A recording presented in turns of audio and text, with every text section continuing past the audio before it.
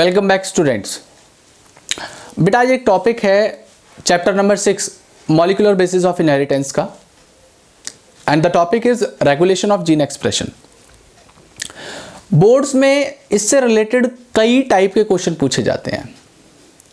या तो वो डायरेक्ट क्वेश्चन आपको दे सकते हैं कि वो how the gene regulation take place inside prokaryotic and eukaryotic cell, या वो आपसे एक लैक ओपेरॉन बना दे, उस लैक ओपेरॉन के जो कंपोनेंट्स हैं उनको मिस करके वहाँ पे एक्स वाई जेड कुछ भी नाम दे दिया, आपको बोल दिया जाए कि बताइए इनका नाम क्या है, इनका पर्टिकुलर रोल क्या होता है। या आपसे पूछ लिया जाए जैसे इंड्यूसर मॉलिक्यूल होता है उसके ऊपर ABCD करके कुछ भी बोल दिया कि what is A and what is its role in the lac operon. तो कई तरीके के क्वेश्चन अलग अलग टाइप से पूछे जाते हैं इस टॉपिक से। कुछ क्वेश्चंस मैंने भी निकाले हैं जो आपको साइड में मेरे स्क्रीन पे दिख रहे होंगे। तो देखते हैं आज रेगुलेशन ऑफ जीन एक्सप्रेशन को। तो देखिए, रेगुलेशन ऑफ जीन एक्सप्रेशन।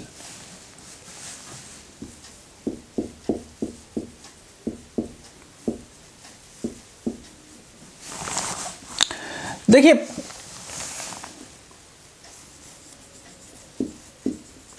एक तरफ मैं लिख दे रहा हूं यूकैरियोट और दूसरी तरफ लिख दे रहा हूं प्रोकैरियोट।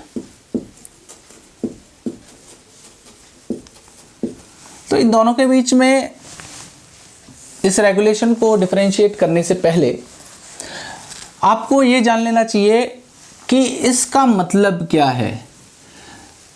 देखिए, हर टॉपिक का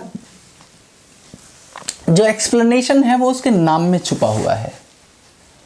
मतलब यहां पे लिखा हुआ है जीन एक्सप्रेशन, मतलब जीन अपने आप को किस तरीके से एक्सप्रेस करती है। तो आप जानते हो कि जीन का एक्सप्रेशन जो होगा, जीन अपने आप को एक्सप्रेस करती है प्रोटीन को सिंथेसाइज करके या कोड करके। ठीक है, अब हमें क्या करना है, इस जीन के एक्सप्रेशन को, जो जीन ने प्रोटीन को सिंथेसाइज किया है, इसको हम रेगुलेट करना चाहते हैं। रेगुलेट करने का मतलब क्या है कि जब हमें इस प्रोटीन की रिक्वायरमेंट है तो हम इसे सिंथेसाइज करें, और जब हमें रिक्वायरमेंट नहीं है तो हम इसे सिंथेसाइज ना करें। मतलब it is similar to a fan regulator.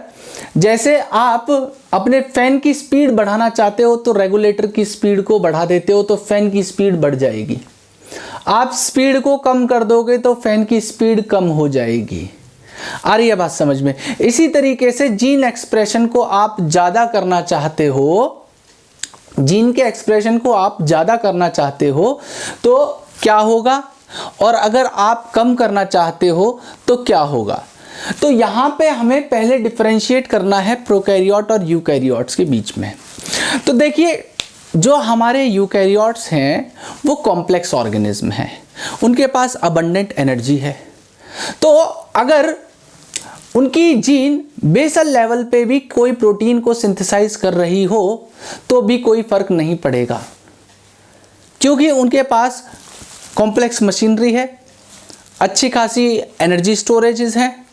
लेकिन अगर प्रोकैरियोट्स की मैं बात करूं तो प्रोकैरियोट्स बेचारे यूनिसेलुलर होते हैं, ना इनके पास इतनी सफिशिएंट एनर्जी कि वो किसी, जैसे मैं एग्जांपल के तौर पे बात करता हूं। मैं एक बहुत सिंपल सा एग्जांपल ले रहा हूं आपका, हमारे ब्लड शुगर से। ब्लड शुगर बॉडी के अंदर बढ़ा, ब्लड के अंदर, तो शुगर बढ़ने की वजह से क्या होगा, इंसुलिन आएगा, इंसुलिन ब्लड शुगर को कम करवाएगा। तो जब एक बार ब्लड शुगर कम हो जाए तो उसके बावजूद भी इंसुलिन को बार बार सिंथेसाइज करके भेजते रहें। अब तो उसकी रिक्वायरमेंट जो थी वो उसने फुलफिल कर ली, तो क्या होना चाहिए, इंसुलिन का प्रोडक्शन बंद हो जाना चाहिए। तो उसके लिए हमारी बॉडी के अंदर क्या होता है, नेगेटिव फीडबैक मैकेनिज्म होता है, ठीक है। लेकिन उसके बावजूद भी जो इंसुलिन है वो बिल्कुल बनना बंद नहीं होती, वो बेसल लेवल पे थोड़ी बहुत अमाउंट में बनती रहती है। लेकिन अगर मैं प्रोकैरियोट्स की बात करूं तो प्रोकैरियोट्स के पास ऐसा कोई मैकेनिज्म नहीं है। अगर उन्हें कोई प्रोटीन बनानी है तो वो अपने जीन एक्सप्रेशन को टर्न ऑन करेंगे। जब उन्हें उस प्रोटीन को नहीं बनाना तो वो उस मैकेनिज्म को बिल्कुल बंद कर देंगे, वो फालतू में अपनी एनर्जी को यूटिलाइज नहीं करेंगे। अब मैं बात करता हूं यूकैरियोट्स की, तो यूकैरियोट्स में जीन एक्सप्रेशन केवल 4 लेवल पे हो सकता है। At the level of transcription, at the level of post transcriptional modification, तीसरा लेवल जो है वो होगा during the transport of mRNA from nucleus to cytoplasm, and fourth is at the level of translation. बस इसमें इतना ही पढ़ना है। ये 4 लेवल है जिसमें यूकैरियोट अपने जीन एक्सप्रेशन को कंट्रोल कर सकता है। अब अगर आपने प्रोकैरियोट और यूकैरियोट्स के ट्रांसक्रिप्शन और ट्रांसलेशन में डिफरेंशिएट किया हो तो आपने एक चीज और नोटिस करी होगी कि जो हमारा यूकैरियोट के अंदर ट्रांसक्रिप्शन ट्रांसलेशन होता है वो एक सेपरेट मैकेनिज्म है। मतलब कि जो हमारा ट्रांसक्रिप्शन का मैकेनिज्म होगा वो ट्रांसक्रिप्शन न्यूक्लियस में होता है, लेकिन जो ट्रांसलेशन है, प्रोटीन सिंथेसिस का प्रोसेस है, वो हमारा साइटोप्लाज्म में होगा। और अगर मैं यहां पे प्रोकैरियोट की बात करूं तो क्या होगा कि जो ट्रांसक्रिप्शन है और ट्रांसलेशन,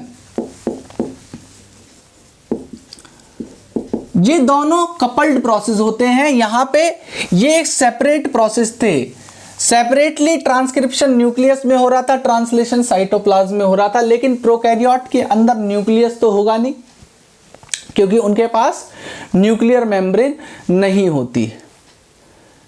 अब यहां पे क्या होता है, यहां पे होता है को ट्रांसक्रिप्शन ट्रांसलेशन, को ट्रांसक्रिप्शन, को ट्रांसक्रिप्शन ट्रांसलेशन।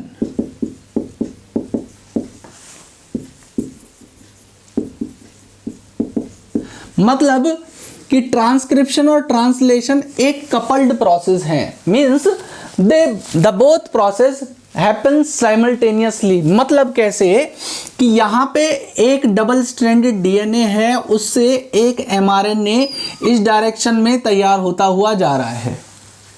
तो ये एमआरएनए पहले कंप्लीट होता, उसके बाद ट्रांसलेशन होता नहीं, यहां पे ऐसा नहीं होगा। यहां पे क्या होता है, जैसे मैं यूकैरियोट्स की बात करूं तो ये डबल स्ट्रैंडेड डीएनए है, उससे पहले एक एमआरएनए तैयार होगा, फिर ट्रांसलेशन होके उससे एक प्रोटीन तैयार होगी। ये एक सीधा साधा मैकेनिज्म है। यहाँ पे ये लेवल जो हो गया ट्रांसक्रिप्शन का हो गया, ये ट्रांसक्रिप्शन का हो गया, ये हो गया ट्रांसलेशन, ठीक है। लेकिन यहां पे ऐसा कुछ नहीं है। यहां पे क्या होता है, ये कंप्लीट नहीं हुआ, एमआरएनए का सिंथेसिस कंप्लीट नहीं हुआ, एमआरएनए पूरा बना नहीं, और यहां पे इस तरीके से राइबोसोम आके पीछे बाइंड कर जाएंगे। मतलब आगे आगे की तरफ प्रोटीन मतलब एमआरएनए सिंथेसिस होता चला जा रहा है और पीछे उसके जो है प्रोटीन की सिंथेसिस होती चली जा रही है। कहने का मतलब क्या है कि ट्रांसक्रिप्शन भी आगे हो रहा है और पीछे ही ट्रांसलेशन चल रहा है, प्रोटीन सिंथेसिस चल रहा है। तो जो ट्रांसक्रिप्शन है और ट्रांसलेशन है ये दोनों कपल्ड प्रोसेस हैं। कपल्ड प्रोसेस का मतलब होता है दोनों साइमल्टेनियसली एक साथ होते हैं। तो देखिए लैकोपेरॉन किस तरीके से काम करेगा। इस रेगुलेशन को पढ़ने के लिए अगर हम प्रोकैरियोट के अंदर हम पढ़ते हैं इसको जीन एक्सप्रेशन को, तो उसे हम लोग कहते हैं ओपेरॉन। तो ओपेरॉन मॉडल जो है, एक साइंटिस्ट थे दो हमारे, जेकब एंड मोनोड, उन्होंने इसे दिया था। तो देखते हैं कि वो किस तरीके से काम करेगा।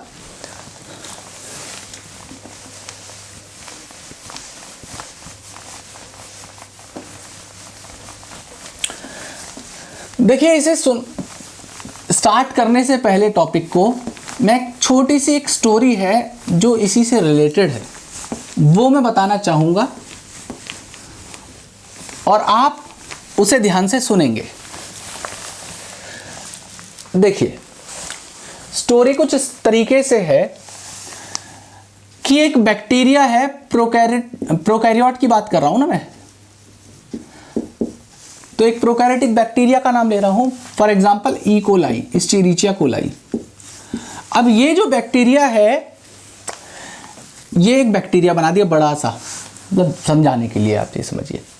तो इसको जो पसंद है सबसे ज़्यादा वो ग्लूकोज है, मतलब ये ग्लूकोज को खाना बहुत ज़्यादा पसंद करता है, इसका एक फेवरेट सबस्ट्रेट है ये। लेकिन चाहिए इसको ग्लूकोज, लेकिन इसको अवेलेबल क्या होता है, इसको अवेलेबल होता है लैक्टोज बहुत ज़्यादा।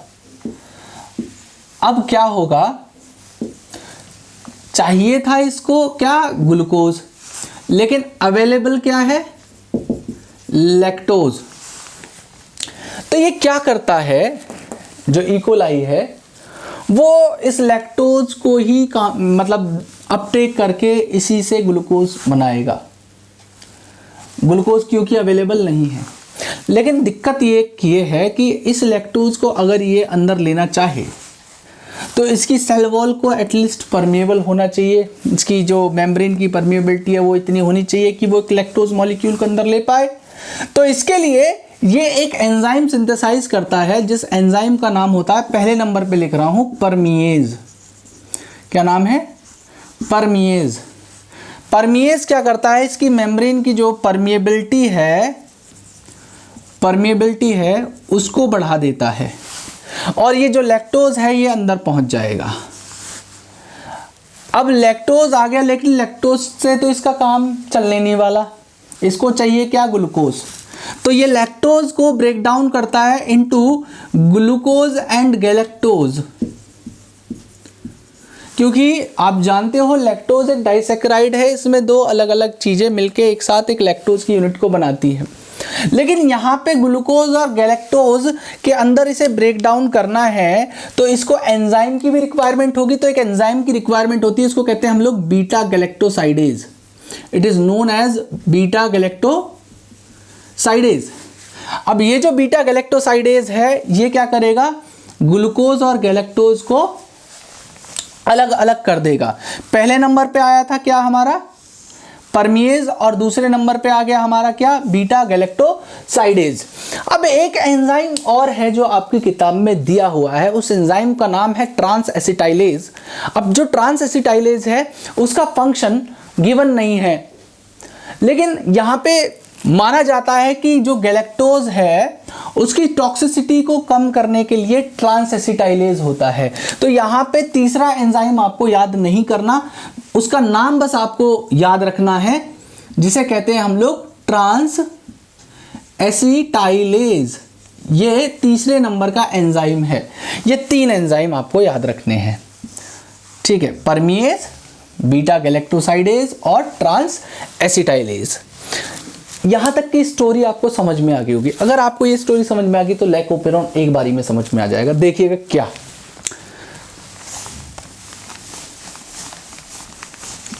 समझिएगा।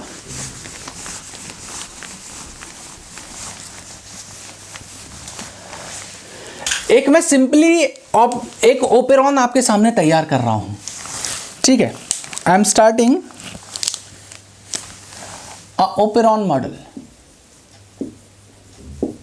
तो देखिए ओपेरॉन मॉडल कई तरीके के होते हैं, जो हम पढ़ना है वो तो लैकोपेरॉन है, मतलब lactose operon, lac operon. Lac का मतलब है हमारा लैक्टोज, लैक मीन्स लैक्टोज, ठीक है। इसी तरीके से एक होता है हमारा trip operon. Trip operon, trip का मतलब होता है ट्रिप्टोफैन,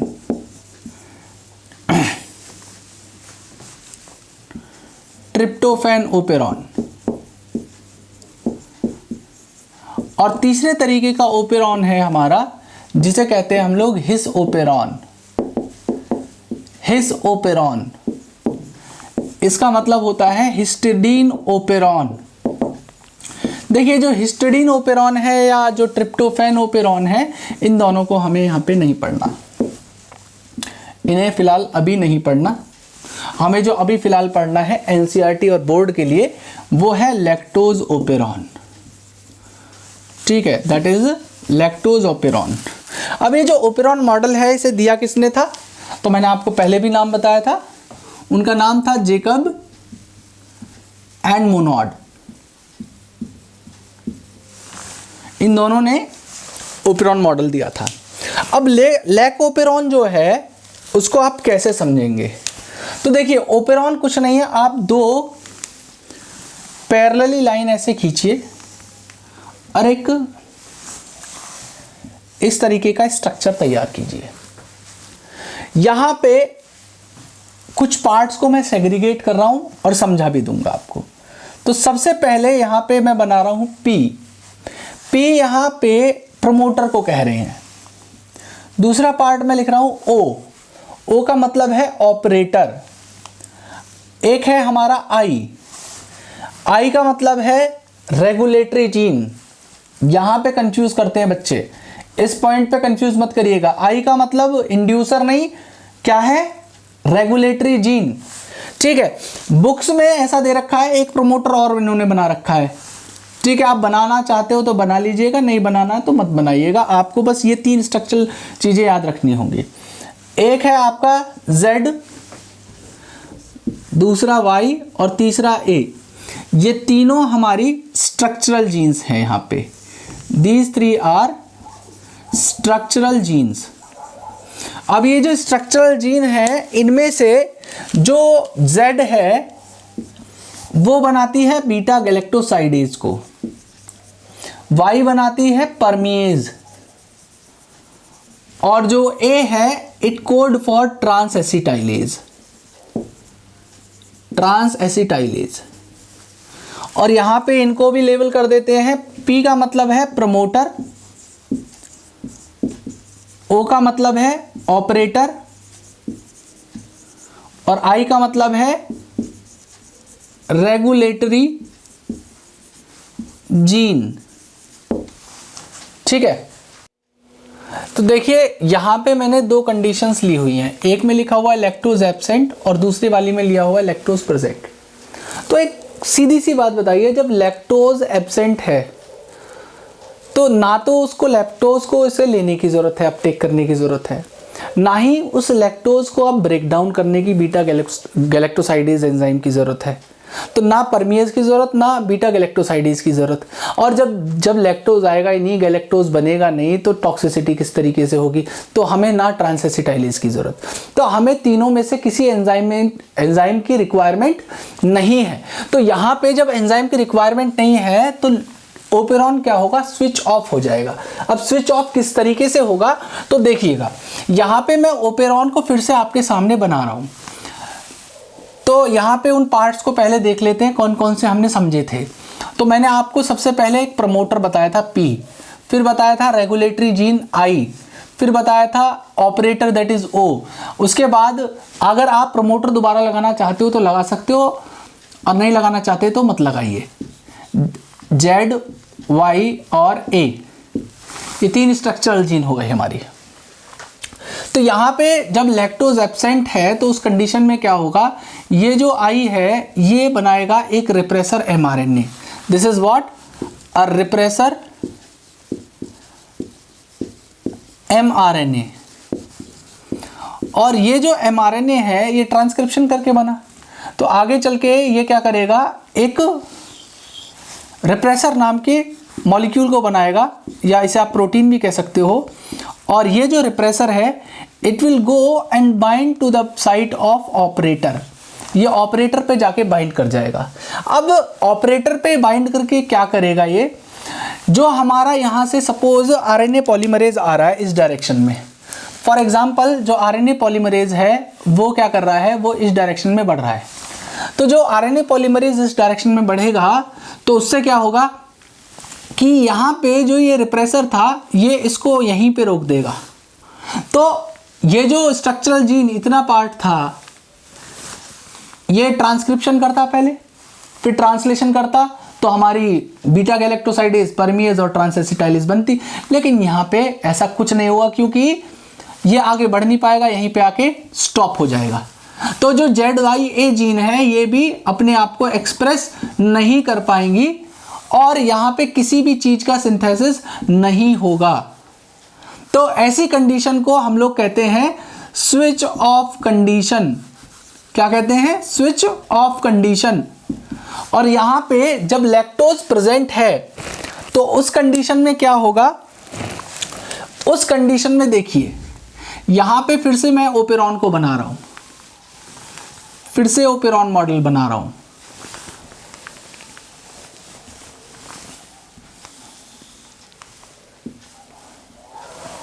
देखिए यहां पे promoter, regulatory gene, operator, promoter, Z, Y and A, ये हो गए पार्ट्स। ये जो रेगुलेटरी जीन है ये फिर से बनाएगी वही क्या? Repressor mRNA, repressor mRNA। और जब रिप्रेसर mRNA बनेगा तो ये आगे चल के क्या बनाएगा? रिप्रेसर मॉलिक्यूल को बनाएगा। लेकिन अब की बार मैंने बोला है लैक्टोज प्रेजेंट है, तो जो लैक्टोज प्रेजेंट है ये क्या करेगा? यहाँ पे ये जो लैक्टोज है ये काम करेगा as a inducer, it act as inducer. और ये आके इस रिप्रेसर से, ये जो हमारा रिप्रेसर मॉलिक्यूल है, इस रिप्रेसर से बाइंड कर जाएगा और बाइंड उस साइट पे करेगा जिस साइट से ये रिप्रेसर यहां जाके ऑपरेटर पे बाइंड करता। ये इंड्यूसर इसकी रिप्रेसर मॉलिक्यूल की उस साइट को हाइड कर देगा, तो हमारा जो ये रिप्रेसर है ये ऑपरेटर पे बाइंड नहीं कर पाएगा। तो मैं यहाँ पे इंड्यूसर को इसके ऊपर लगा दे रहा हूँ। तो अब क्या होगा? ये रिप्रेसर ऊपर नहीं जा पाएगा यहाँ पे, और इसकी जो बाइंडिंग है वो इस जगह पे नहीं हो पाएगी। ठीक है, अब जब रिप्रेसर हमारा ऑपरेटर पे बाइंड नहीं किया तो हमारा जो आरएनए पॉलीमरेज जो बढ़ के आ रहा था इधर, वो उसको ऑब्स्ट्रक्ट करने वाला, जैसे यहाँ पे रिप्रेसर था, वो ऑब्स्ट्रक्ट करने के लिए कोई मॉलिक्यूल नहीं है, ये आगे बढ़ता चला जाएगा। और जो जेड, वाई और ए हैं ये क्या करेंगी? पहले ट्रांसक्रिप्शन करेंगी। तीनों स्ट्रक्चरल जीन सबसे पहले क्या करेंगे? ट्रांसक्रिप्शन होगा इनका, और ट्रांसक्रिप्शन करने के बाद ये क्या करेंगी? ट्रांसलेशन करेंगी, और ट्रांसलेशन करके जेड जीन क्या बनाएगी? हमारा बीटा गैलेक्टोसाइडेज। वाई बनाएगा क्या? परमिएज। और ए बनाएगा ट्रांस एसिटाइलेज। और इस तरीके से ये तीनों एंजाइम्स हमारे सिंथेसाइज होने शुरू हो जाएंगे, और परमिएज की वजह से वो जो लैक्टोज है जो कि अब मौजूद है वो अपटेक कर लिया जाएगा inside the cell. Beta galactosidase उसको ग्लूकोज गैलेक्टोज में ब्रेक डाउन कर देगा, और अगर गैलेक्टोज की टॉक्सिसिटी होती है तो ट्रांस एसिटाइलेज उस टॉक्सिसिटी को कम करने में मदद करेगा। और ऐसी कंडीशन जहां पे ये तीनों एंजाइम सिंथेसाइज होने लग जाए, उस कंडीशन को हम कहते हैं स्विच ऑन कंडीशन। तो यहां पे पहली वाली कंडीशन जहां पे लैक्टोज एब्सेंट था तो क्या था? हमारा स्विच ऑफ था। लेकिन जब लैक्टोज प्रेजेंट हो जाएगा तो क्या होगा? स्विच ऑन कंडीशन हो जाएगी। तो ये अगर आपने मैकेनिज्म को समझ लिया तो किसी भी तरीके का क्वेश्चन आपसे ऐसा नहीं हो सकता कि वो क्वेश्चन ना कर पाए आप। ठीक है, आप सारे क्वेश्चंस को आराम से कर लेंगे अगर आपने इस मैकेनिज्म को आराम से पढ़ा है, समझा है तो फिलहाल इतना ही। बाकी मिलते हैं आपसे नए टॉपिक के